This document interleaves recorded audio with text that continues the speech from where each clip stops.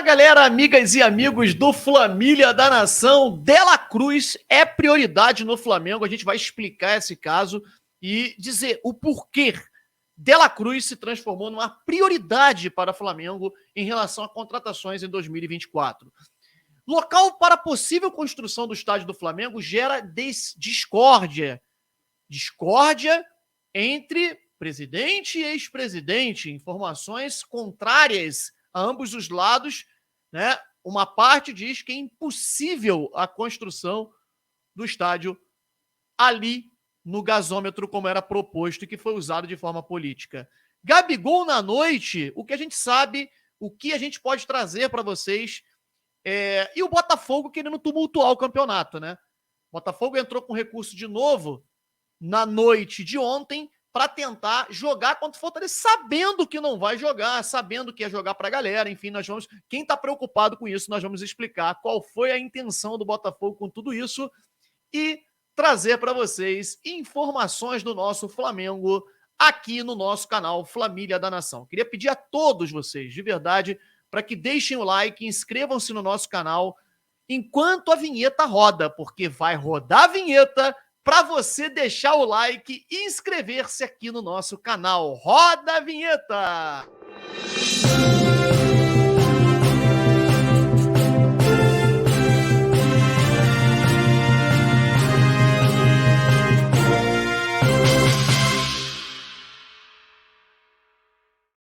Galera, eu vou dizer para vocês que antes da gente falar de Flamengo, eu queria dar uma dica para vocês. E a dica vai ser envolvendo o próprio Flamengo. O Flamengo joga amanhã contra o Grêmio. O Flamengo vem numa ascensão muito grande e o Grêmio caindo. E o jogo fora de casa. Nada melhor do que ficar feliz com a vitória do Mengão e ganhar um dinheirinho extra na 1xBet.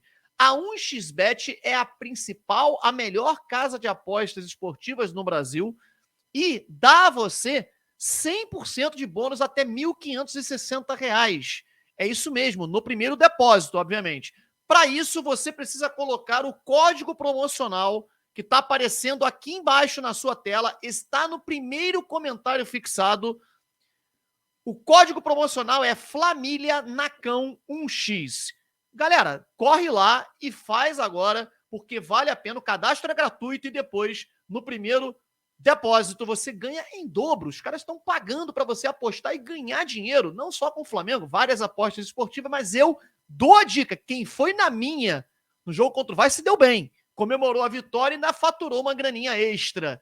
E para isso, eles estão dando depósito em dobro no código FlamíliaNacão. Vai lá, 1xBet. Bom, entrando aqui nessa questão que ontem movimentou o noticiário, né, que é o Gabigol na noite. Eu vou emitir uma opinião.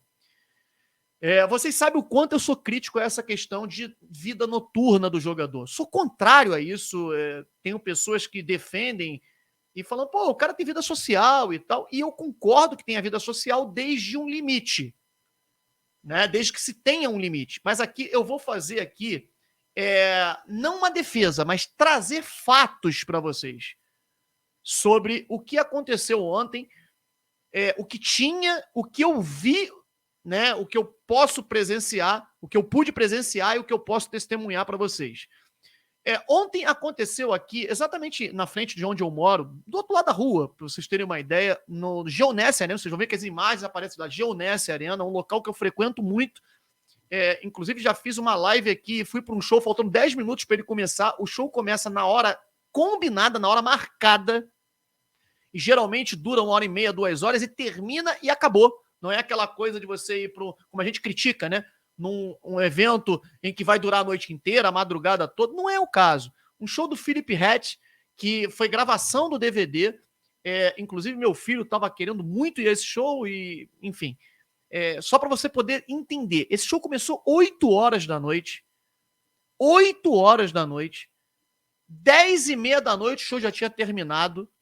E eu posso garantir a vocês que quando era mais ou menos 11h30, meia-noite, não tinha mais nada aqui na frente. Nada, absolutamente nada. O show aconteceu no sábado às 11 horas da noite e no domingo às 8 da noite. Então, apareceu vários vídeos aí do Gabigol e tal, lá no camarote curtindo. Gente, 8 horas da noite, um show que termina às 10, eu não vi. Desculpa. E assim, fiquem à vontade para criticar e emitir a opinião que vocês quiserem, porque eu sou muito crítico ao Gabigol, inclusive a vida noturna dos jogadores. Agora, folga, um momento em que você está liberado, terminou o jogo. O Fabrício Bruno, por exemplo, foi jantar com a família, no mesmo horário. Então, assim, não vamos ser seletivos na crítica, né? O cara jogou, concentrou-se no dia anterior e tal. Acabou o jogo, ele tá liberado. E, assim, desde um limite, não tem problema nenhum. Agora, o que estão falando aí, que foi visto na madrugada e tal, não é verdade. Não era de madrugada. O show foi às 8, terminou às 10h30 da noite. Então, vamos fazer justiça aqui para não criar nenhum tipo de tumulto aonde não é para tumultuar. O ambiente está começando a melhorar e se é para criticar, a gente vai criticar inclusive nesse ambiente, se for o caso, mas desde que seja justo. E nesse caso, na minha opinião, não é justo essa crítica. É a minha opinião. Comentem aqui, fiquem à vontade até para me criticar se for o caso, mas é a minha opinião, eu respeito sempre a opinião de todos, né? Bom, Botafogo tenta tumultuar o campeonato. Entrou mais uma vez, após a negativa do presidente do STJD, o Botafogo entra novamente com recurso na noite de ontem para tentar jogar contra o Fortaleza ainda hoje. Quer dizer, gente, eu vou dizer para vocês a minha experiência de anos e anos acompanhando futebol. Aqui no Rio de Janeiro, para quem não é do Rio, está uma pressão muito grande na diretoria do Botafogo por não fazer nada, por não ter feito absolutamente nada com o caso com adiamento do jogo, né, do Atlético. Eles entendem aqui no Rio, a imprensa, parte da imprensa, né, entende que o jogo contra o Atlético Paranaense que deveria ser adiado, o que não existe. Porque o jogo, para ser adiado, ele teria que ser jogado por completo, teria que anular aquele. Se bem que se anulasse aqueles 2 gols, né? Do Atlético Paranaense foi legal. Agora, do Botafogo, o cara empurra com as 2 mãos o jogador, faz falta e vale, né? Não tinha VAR, não tinha luz, não tinha nada. Então, assim, tinha que ser adiado. Para ser adiado o jogo teria que ser cancelado por completo para jogar 90 minutos numa outra data. Tá no regulamento, o negócio é muito claro.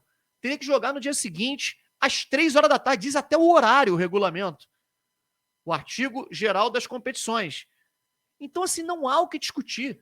E o Botafogo, o que ele está fazendo, entrando no STJD, é nada mais, nada menos do que dar uma satisfação para a torcida.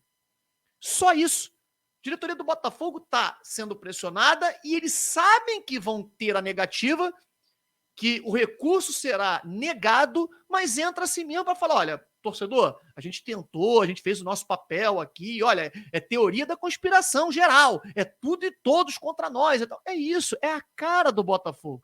Na verdade, assim, o futebol, ele é gerido dessa maneira, né? Então, não adianta, a SAF comprou e tal, mas fazem isso porque tem a paixão envolvida e é exatamente isso que eles estão fazendo nesse momento e sabendo, inclusive, dentro do Botafogo, que será negado.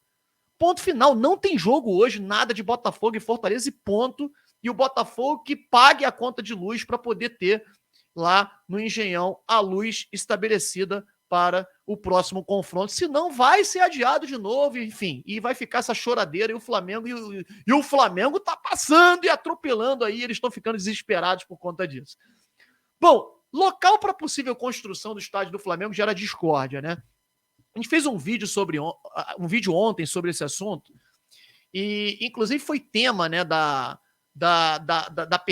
foi uma pergunta que eu fiz para o presidente Eduardo Bandeira de Mello, ex-presidente do Flamengo, na live da última sexta-feira, em que ele disse, se você quiser acompanhar o vídeo de ontem, inclusive tem a fala dele, não vou reproduzir aqui, senão o vídeo vai ficar muito longo.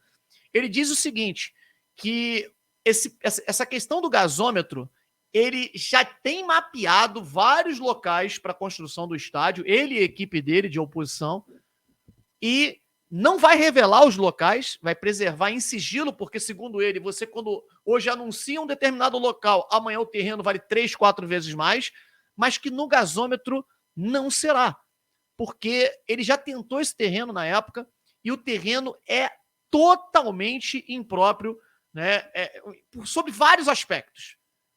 Então, ele cita, e você vai acompanhar lá se você quiser ver o vídeo ou a própria live, em que ele diz que considera, inclusive, uma irresponsabilidade da gestão do presidente atual, que colocou isso como questão política na época.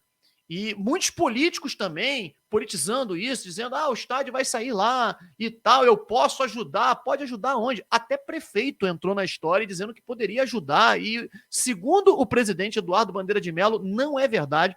Ele consultou alguns políticos, ele mesmo fala isso aqui, vocês vão ver, políticos influentes que poderiam ajudar nesse projeto, nesse processo, e todos disseram que isso é praticamente impossível. Ou seja, você erguer um estádio ali, você comprar aquele terreno, é praticamente impossível.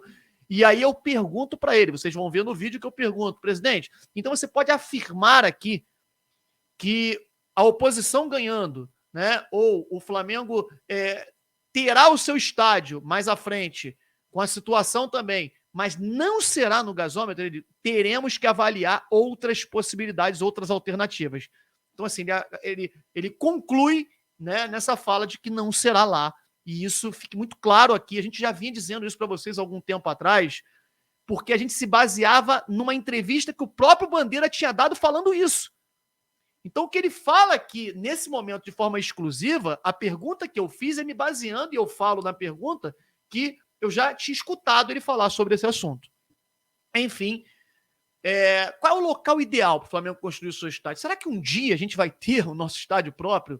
Com todo esse problema que envolve ter localização, terrenos no Rio de Janeiro, é complicado, né, cara? Enfim, vamos trazer notícias boas, né? De La Cruz é uma prioridade no Flamengo.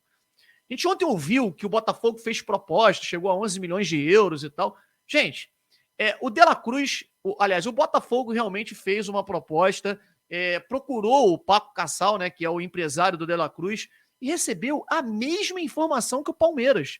Aliás, o Palmeiras tem interesse no De La Cruz ainda também. Só que a informação do empresário do jogador é que o jogador prioriza a Europa, ponto. Em seguida, se tiver que jogar no Brasil, a prioridade total, inclusive os avanços no processo de negociação, foram todos feitos com o Flamengo. E dificilmente o jogador atuará no outro clube. O Palmeiras, na hora que recebeu essa negativa, já praticamente pulou fora do barco. É porque um jogador é muito importante, é um jogador decisivo, é um jogador que nós não temos igual na América do Sul, né? Então o Palmeiras, obviamente, ele deu um passo atrás e deve voltar mais à frente para tentar novamente a contratação, mas ele saiu da negociação assim que recebeu essa informação. As informações, inclusive, foram publicadas nos veículos de comunicação dos youtubers do Palmeiras semana passada.